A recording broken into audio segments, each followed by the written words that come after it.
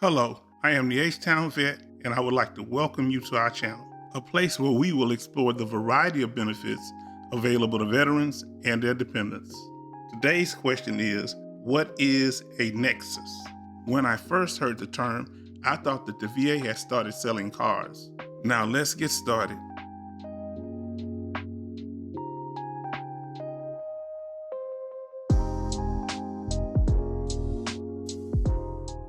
Simply put, a nexus is a connection between your military service and any injury or condition you currently have. Let's say you served in an artillery unit during the military, and then afterward, you start developing hearing problems. Given your MOS or job in the military, there is a possibility that your hearing loss is actually related to the loud explosions you heard while you were with your unit. Unless you understand the concept of service connection, what it is, and how it works, everything else that you think you understand will only confuse you. Let me be clear. From my personal experience, the Department of Veteran Affairs is not set up to inform you of what your benefits are, but to award or deny claims for benefits. The VA regional office is not going to come looking for you. You are going to have to actively pursue the benefits that you have earned. The first thing you have to do is recognize that you have a problem. This could be in the form of a physical injury or a mental condition. Next, you're going to need documentation of your illness, and your medical records will be the best place to start.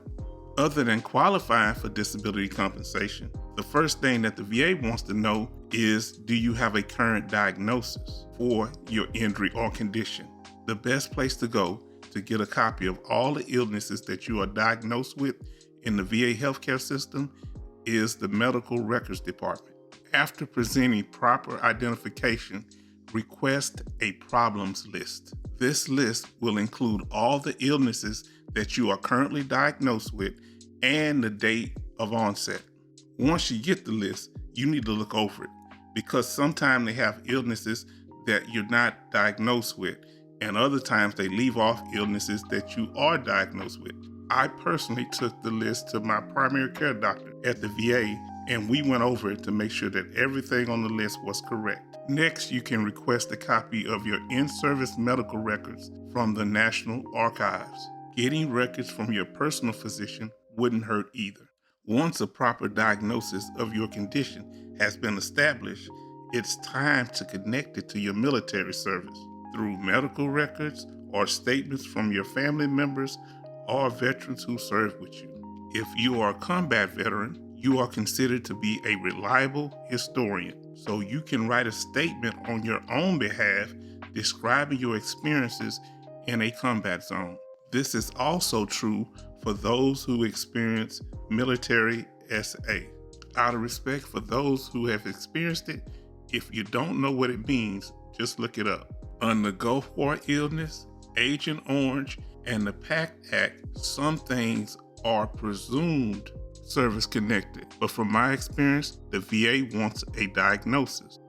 Now, I said all of that to say this. Nexus is just a fancy word describing the connection between your military service and your injury. So when should you file a claim? Immediately. Once you believe that you have a condition or illness that's related to your military service, file. Don't wait on a diagnosis or a nexus. So you might ask me, why would I file a claim if I haven't got my evidence together yet? I'm so glad you asked that question. There is a VA form that will act as a placeholder, holding your effective date so that you can gather your evidence together for your claim. It's called the intent to file form, and it does just that. It gives you an opportunity to gather all your records and decide what disabilities you want to claim. Try to avoid submitting more than one intent to file in a calendar year. It creates a lot of problems and confusion. No nexus, no compensation. Once the VA establishes a nexus between your diagnosed illness and your military service, they try to find out how bad your condition is. So they ask the question, how does your injury affect your ability to work? Let's say that your service-connected disability is minor, and 90% of the time you're okay at work. This might get you a 10% rating for the time that you're not okay. The less job tasks you can complete, the more disability you should get. If your condition prevents you from working at all, that should be a 100% rating. But there are also other factors that the VA consider. Treatment records, how much medication you're taking, how the medication affects you, and how you get along with your family. This all describes severity. Your rating between 0 and 100% will be based on how severe your condition is. That's right, 0% is a rating with its own set of benefits. We will talk more about a 0% rating in a separate video. Each condition has its own set of rules to measure severity. For example, a measure of severity for somebody with post-traumatic stress disorder, or PTSD, might be described by the type or amount of medicine they take, how often they have conflict with others, or by flashbacks and panic attacks. In all, the severity of your condition determines how much disability compensation you will receive. To recap on the topic of the day, the VA must first recognize you have a problem, then review your military service, then finally, they have to make a connection between your military service and your illness. We hope that the information that we have provided today will help you on your journey with the VA.